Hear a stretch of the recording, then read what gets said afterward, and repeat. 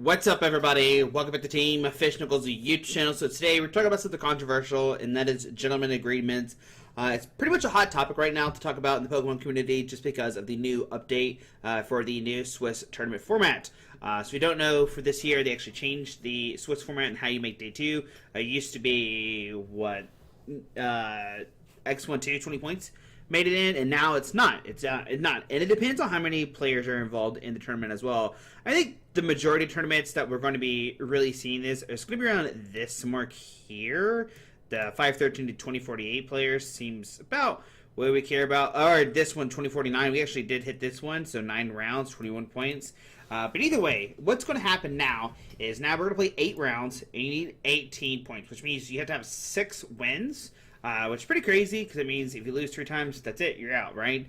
Ties are essentially really bad too because to get 18 points, you have to go 503 with any ties. So essentially, once you lose 1, a tie is a loss because you can't make day 2 with multiples of those. I mean, you can go like 6-1-1 and you're in, sure. But if you go like 5-1-2, right? You're not in. You're not in. That's only 17. So that's the big thing here. Same with this. We had 9 Swiss rounds this past weekend, right? You need 21 points, which means you need to go 7-2, right? So like for my example, for example, I went 3-1-1. I went 3-0. I was 3-0-1, and I was like, all right. And then I lost 1. I was like, all right. If I lose 1 more, I'm just out because I technically can't make it because ties hurt you. And so I was 3-2-1.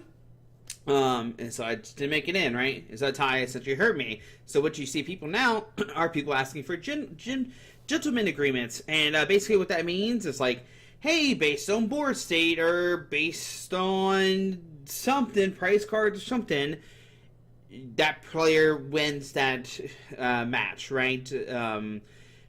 So that's the big thing that we have to talk about today, because I do agree with a bunch of people that are saying on Twitter or on X that this is going to become more problem and Pokemon's going to have to do something about it, right? So I put up 5 or 6 different topics about this that are pretty interesting to talk about, and that's what we're going to talk about today. But general agreements, they're definitely a problem. They're going to be a problem, and you're going to experience that at regionals going forward. Especially once you start getting to X1 bracket, because ties essentially just hurts you, and you just want to win or lose, right? Essentially, that's what people are saying, right? So we have Dom Bomb saying, I think we are going to start seeing a lot more gentleman agreements at X1, which in my opinion is super unhealthy. And I do agree. I think that it's like super unhealthy because now it puts the pressure on you, and you give me 1-1, and people are like, hey man, we don't really need a tie because the tie just hurts us both, right? Tie hurts us both, man. They hurt us both. And so you're gonna hear people start talking about that, right? And put pressure on their opponents, which is like very unhealthy, not called for. And you can see the comments, people talk about this. We have, I agree, I personally experienced and saw a lot of heated arguments over board states yesterday. It was rather unpleasant, and I kind of expected to be the new norm. And this is the crazy thing too, is because like you talk about board state with your opponent, and like it's subjective, right? Sometimes your opponents are going to be chill, and they're going to notice like, yep, that's true, yep, that you're right, yep, I can win. Right? And sometimes it is a very checkmate situation, and you can see that. Other times, even if it is a checkmate situation, your opponent might just be not the nicest person, and they wouldn't do it, right? But they say that's unfortunate. Pokemon Regional should be fun. And I think for all players, I think maybe, and this is a horror take, might seem true, that no more gentlemen, most of them don't get honored and get distasteful. It's hard since a lot of matches simply don't finish, and obviously it's better for one of the players to move forward instead of neither. Somebody said, I just expected a new system at some point after it got announced, but after playing a 9-round tournament, I'm annoying to say at least unhealthy it is. Yeah, starting around 4 after my 2-1 start, I offered and got offered gentleman agreements every time. I had multiple people tell me their last round opponent didn't honor a gentleman's. And so that's the question. When you have this gentleman's agreement, what do you do? Because Pokemon really doesn't have a rule in place. There's nothing in place that says, like, yep, I agree to gentleman's agreement, right? That's just not a thing, right? I offered gentleman agreement starting round 1. Not a fan of the new. That's okay. Somebody offered in that round. This is what I was saying. Make it a clean record. It's going to ruin Swiss. Either change the tie rules or fix it so ties aren't essentially losses. I started offering gentlemen's at 1-1. As a player who's never did gentlemen's before, I felt uncomfortable having to keep asking every round. Being out top code at 9-2-1 seems tough. Definitely happened a lot, and basically every X2 table was doing a gentleman's 2. Are we talking about eternal draws here, or are we hitting at something else? So that's the question.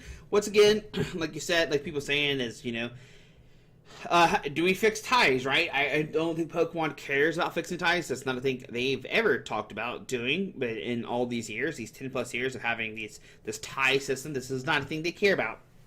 That's not going to happen. Let's see. Oh, I scrolled all the way down. Sorry. Smart TCG said a few things about Baltimore. Much better vibes in cities this round to 2022. Cool. The fidget area is nice and the food is great. Good. The new tournament structure wasn't very good and will create more issues as the season goes on. I didn't like the structure changes. Gentlemen's agreements all day are just ridiculous and it isn't healthy for the competitive environment. And Smart is a very competitive player. They're very high on their game and stuff like that. So even if they're like, hey, this isn't a good thing, and they've dealt with gentlemen agreements before, like they are not, somebody who never deals with them, right? They've dealt with them all the time. And so they're even saying like, hey, I don't know, this is a good idea. It's, pretty, not a good thing. Gaming Gen ran an okay event, have a ton of work, but give them a chance, and they aren't immune to criticism. Boost box for 128 is really, for 28 is better, really cool, good change they made. So let's go down. Enlighten me because I thought GAs would go down because now you can get back going to day 2 at 504. Sure. No, 5, 10, 15, 16, 59. That doesn't make day 2. GA are when players. Okay, talking about June. I feel like they should codified rules or legitimate agreements to keep. Oh! Sorry about that. To keep people from. Yep. The only way to do this is make legitimate agreements strictly on prices and not on board state. Board state is too much of a gray area. And that's what I was saying earlier. Board state is a gray area. They should make an option to fill the match up that both players can sign to officiate a prize gentleman's agreement. You'd still be able to make the board state ones or not have one at all. It's just that one prize ones would be more confirmable. And I do like what Jake Gehart said to this, and this is something I wanted to bring up, but Jake already talked about it. Is own the match slip at the beginning of your game. If you can go like, hey, do you want to agree on prizes in game 3 if it does happen? And both of y'all sign it, right? You initial it, then like I feel like that's probably the best way to do it. Doing a board state is like so like terrible to do because sometimes it's like black and white and it is easy to see, but sometimes you're like, oh, I could do this, and then I'm like, yeah, but then I could do this, right? And I hear people do that all the time too, is like when they lose games, like I could have done this, shucks, but then you don't know what your opponent's going to do. So, like, it's sometimes black and, like kind of grayish, but sometimes it is black and white. But I do like Jake's idea of, like, on the match slip, to say, like, do you agree to a prize agreement, right? And if so, hit yes, right? So I think that's the best thing. So going forward, is it smarter to just not make gentleman agreements this year if it is likely to only hurt you? And that's up to your own opinion, Alex. Like, people might think that's, they don't want to do that. Some people might want to. It's kind of up to you. Worst part is some people don't uphold gentlemen either. Heard so many stories about this weekend, and now tying feels tournaments ending horrible in day 1. Biggest L for me was that pricing wasn't available for non-day 2 people until the Sunday, and I didn't get to get my packs. I agree with everything you said. Ties shouldn't be the same as loss. I think the structure creates more dishonesty, and I think it's a big thing too. Like, you get a tie, you play a really good game, you don't have enough time for game 3, and then like it's both a tie or like, cool, we had this really, really good game. And, people have brought this up before is like, do you extend the time? And I don't think that's the answer either, because like then you're like, oh, what if we extended it even more? And then like these rounds get like ridiculous long. I think we take Jake's Gearhart's idea and like make it where the match slip, or maybe we just play like a best of 130 minutes and we play more rounds. I think that's something we could do, and that way we really don't have ties. And kind of do like what Japan does, where a tie gives both players a loss. That could be something to do. Same like I said, if you make a gentleman's agreement with your opponent at a major event and you do not honor it, what in the world is your thought process? First, what's wrong? Secondly, if you ever plan to compete in an event, do you really want to be that guy and girl? And that's kind of the big thing as well in this community is we're really good on snitching on people. Like, we're really good at going on Twitter and be like, Justin Aaron made a gentleman agreement with me and didn't uphold it, blah, blah, blah, get him, and, like, get your pitchforks, and people know to watch out for people, right? And so, like, Twitter's really good on that, and X and Facebook and stuff like that. If you're part of these, like, Pokemon communities, you kind of know, like, hey, you should watch out for this person because they don't agree to a gentleman's, right?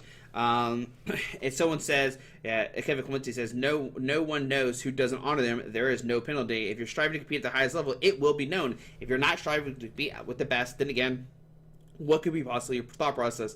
And that's kind of the big debate right there. There's no rules against it, but like Sam says, if you are doing a general agreement and you go back, people at the highest level, they will definitely know.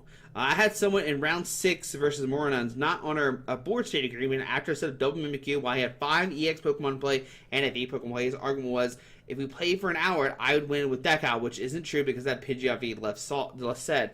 And that's kind of like one of those gray areas, right? Because you could be like, you know what, I will eventually just tie you. That's one thing they could say, because they might have a way to eventually, maybe they have a way to recirculate their deck too, and it's kind of like, that's one of those like kind of gray areas, right? You can kind of be like, yeah, technically, but like the other person can argue, so like that's like one of those weird like gray areas, man. But I see where they're coming from, right? You had 2 Mimikyus, like, what are you gonna do? What are you gonna do? Nothing. The only time I ever heard of people backing out of gentleman's agreement when they end up losing, I even had a guy refuse to make a gentleman's agreement once because they said a bad hand in game 3. People suck. And yeah, I think if you're going to make a gentleman's agreement, you have to do it before game 3 even starts, because you can look at your hand and be like, you want to make a gentleman's agreement? And your opponent's like, no. So that's a big thing here. What classes are not honoring? If the general agreement is based on board state and you simply disagree on who is in better position, what is the right outcome? You just shake hands, walk away, and tie. And I think, does the person who has a better Twitter following get to call them out? And I think this is where it becomes like a weird gray area, right? Because like, if one person feels they're like in a great position to win and the other person doesn't, then like what happens there, right? So like, it's weird. General agreements or general agreements and informal, okay? And that's why you never do general agreements on board state, because it's subjective. And yeah, I agree. I think general agreements should probably just be on price. We're pretty much in a very like fast Pokemon game, and like if your deck's not built to take prize cards quick, then don't agree on that and just win the 2 games, right? So I'm yet to find an esport in this case where a general agreement is actually healthy for the game. They create an environment where people expect them to be accepted and toxicity seems to exist around. Or I would have finished X, my opponent had accepted my general, and PCL should ban it. So I think it's not banned, but I think you only ask one time per round. Don't quote me with that though. Someone said, Frank said, so much could at least of cheaters and players who don't honor the general agreement. And we kind of already do that. This is a subtext of Gavin where he says, like, no one knows. And if you get do by gentleman agreement by a random person while playing Pokemon, then that's on you. Why trust a random person? Just play the game. So yeah. And I kind of talked about this a little bit. We kind of have like a somewhat of a gray area of, of what, who doesn't honor gentleman's agreements once again, but it's all subjective, so it's kind of up to you. TCG Tubbs said, speaking on the whole gentleman's agreement thing, one of my opponents in Baltimore was genuinely taken back when I said no to gentleman's agreement. They were like, but a tie does nothing for either of us. That's very true, my friend, my 50-minute friend, so you just have to beat me. And this sounds like it was the beginning of game 1, when they make this kind of comment, and I think that's perfectly fine. If you're like, hey, no, I'm not doing a gentleman's agreement because I think it's just going to be a toxic event, you're free to say that. You are 100% free to say that, and if people say that, then you shouldn't pressure them to do a gentleman's agreement, because that just means you're a piece of crap. But I think, yeah, you have your rights to say no. That's probably went out. I won this game around 20 minutes spare. The conversation never needed to happen. I've been part of a gentleman before, which lost and upheld, but with the meta being so ferociously quick, you shouldn't tie you play at normal pace. This is my stance going forward as well, to be honest. With the amount of people backing out of them, I'd rather just force this play fast enough and avoid a tie. I agree. So this is kind of like interesting. So if you agree that a tie does nothing for either of you, why wouldn't you agree to gentlemen's agreements? And I think a lot of people are going to be like, just, what are you talking about? Well, I think it's like, some people just don't want to play Pokemon. Some people just don't want the pressure of a gentleman's agreement either. So, like, I think that's a huge thing. I think it's up to them. And you don't have to, like, say you have to do it. What are people saying here? It's retrospective, but yes, it does feel like neither was making it day 2, but the point could be difference making the next bracket a point. Who's say we would even agree on the terms? Would they back on the end? Just play good pace. Would they back on the end? And, yeah, there's just, like, a lot of back and forth, but like that one point could like make you day 2 or something, or make you like in top 8 or something. So like, just because you don't have to agree to it, right?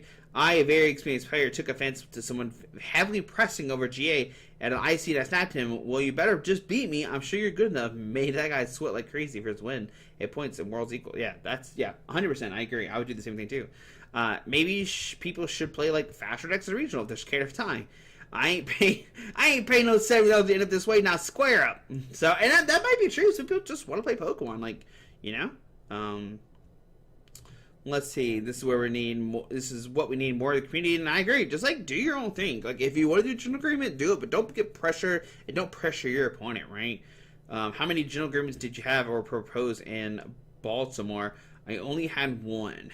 Yeah, I'd rather say no and ensure we finish our games. I've heard enough stories of people backing out. And I think that's the big thing is a bunch of people are saying, yep, we backed out, blah, blah, blah. And the last thing was from Natalie. It should be reverted back to 19 points ASAP. That was the most toxic regions I've ever observed. Gentleman agreements round 3 is nuts. And you can see people making gentleman agreements round 1. If it's fine if ties go away, but trying to prevalent, but it's too prevalent right now. You know it's about this, especially when my round 6 opponent made a gentleman agreement without really confirming that I was okay with it. Gentlemen, since round 2. So yeah, I think that's the big thing is like, do we scoop 2 games so gentlemen this event sucks? Have to do 7 rounds of gentleman agreements. It seems exhausting.